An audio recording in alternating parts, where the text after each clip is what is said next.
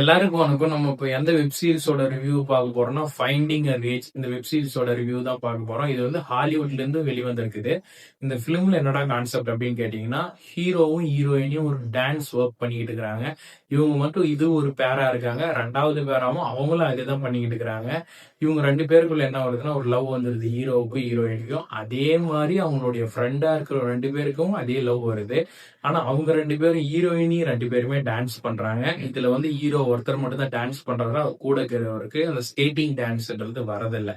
ஆனாலும் என்ன பண்றாங்கன்னா அவங்கள நம்ம வின் பண்ணி காட்டணும் அவங்க பேர் அப்படின்னு சொல்லிட்டு ஹீரோயினோட ஃப்ரெண்டு வந்து அவங்களுடைய லவர் கிட்ட சொல்றாங்க.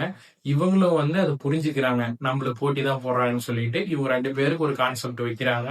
அதை வச்சு இவங்க பிலிம் வந்து சீன் பை சீன் நகருது. இதுல வந்து வின் பண்றாங்களா இல்லையா, இதுக்குள்ள என்ன சின்ன சின்ன சண்டை சச்சரவுகள் நடக்குது அப்படின்னு சொல்லிட்டு ஃபைண்டிங் அ ஏஜ் அப்படின்னு சொல்ற வெப் சீரிஸ் வந்து சீன் பை சீன் நகருது.